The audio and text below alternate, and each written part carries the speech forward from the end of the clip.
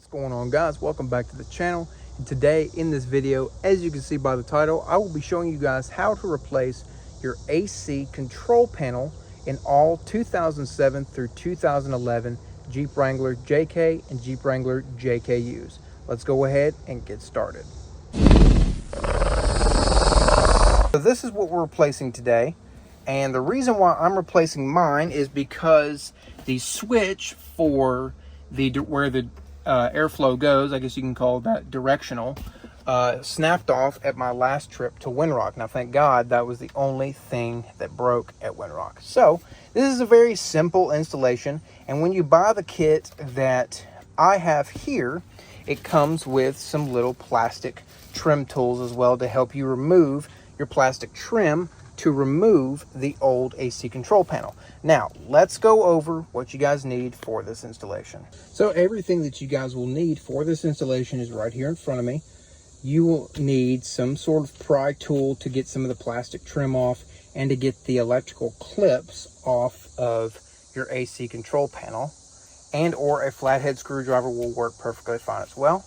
And then you will also need a 7mm socket on some sort of a ratcheting device. Let's go ahead and jump into the installation. Also, guys, before this video starts, I just want to say, if you're ever working with anything electrical like the AC control panel, it's always important to disconnect the negative terminal on your battery. So do that before you start this installation. Now, the first absolute thing we have to do is remove this top trim piece. Now, to do that, if you have a Vector off-road JKE dock like I do, it gets a little bit more difficult, but if you have the JKE dock, I just remove the tray screws, which are on either side, lift it up on this a little bit, and this piece will come off. Now, to remove this piece, you're gonna come back here, back behind here, pry it upwards, and you'll be able to slide it forwards. Now, I was just able to let it sit right there for a little bit so I can get access to these screws right here.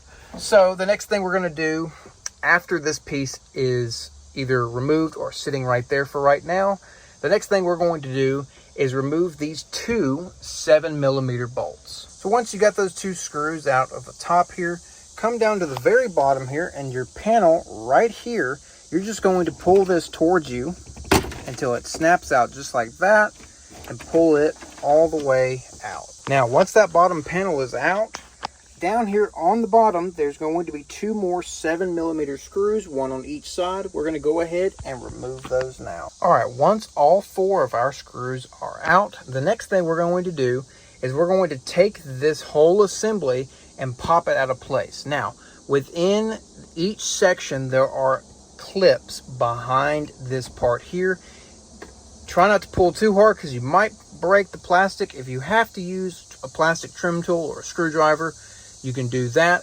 But all we're going to do is we're going to pull this whole assembly out and pop it out of place. What we're going to do is come over here to this main wiring harness here and disconnect our wiring harness. So there's a little tab right here, as you can see. I'm not going to be able to do this one-handed, but it's a locking tab. So you're going to push this upwards towards you and decompress the tab that's right here and pull this electrical connection off. All right, guys, so now we've got this little electrical connection tucked in and out of the way. We have a little bit more wiggle room to work with.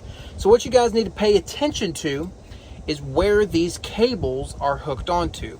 We've got, the way I like to do it is the black cable here is hooked to the driver's side of the AC control panel, and the clear or white cable is connected to the passenger side of the AC control panel.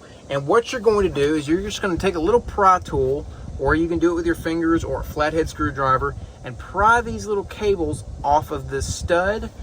Same thing for this side.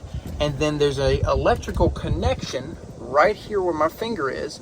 You're going to disconnect this from the back of your AC control panel, and then we'll move on to the next step. All right, once the electrical connection and the two cables have been disconnected, we got to take these little tabs off that are holding the cable into place. Now, just remember where these go. We've got the black one, which is up on the top here, or towards the middle of your AC control panel, and the white or clear one is to the right. So we're just going to pry those out of the space they're in, and they just pop right on out. And then to take your old AC control panel out of its spot, there are 2 Phillips head screwdrivers. I know it's a little blurry. Let me see if I can clear that up for you guys. Maybe not. On each side of the AC control panel, there's 2 Phillips head screws that we need to take out. All right, so once your 4 screws are completely out from your AC control panel, there is one more wiring harness that I forgot to mention that we need to pull out, and then we can take our old AC control panel and pull it completely out. Now we can take our new AC control panel here and go ahead, and the first thing we want to do is secure it with those 4 Phillips head screws that you guys pulled out of the old one. All right, so the next thing I'm going to do is I'm going to go ahead and plug in our 2 electrical connections to the AC control panel. All right, so the next thing we're going to do is hook up our wiring, or I'm sorry, our cables.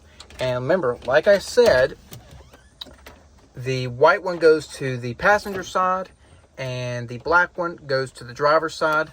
Let's go ahead and hook these back up. Next thing we want to do is we want to take our big electrical connection and plug it back into our windows and lock down the locking tab. Next thing we can do is we can take this whole assembly and reattach it with from the clips. As you guys can see, there's clips on them. We can go ahead and stick it back to where it belongs. And now that our panel is back into place, we can go ahead and reinstall the 4 screws that we took out previously, 2 on the bottom and 2 on the top. After that is done, you can go ahead and reinstall your top trim, and we can go ahead and reinstall our bottom trim. All right guys, so now we have it fully installed. So I'm going to go ahead and turn the Jeep over to on. And as you guys can see, everything works just like it's supposed to. Perfect. And that's going to be it for today's video, guys. If you guys enjoyed the video, or if I helped you out in any way, shape, or form, give me a like, comment down below, and subscribe for more videos like this. We'll see you guys next time. Peace.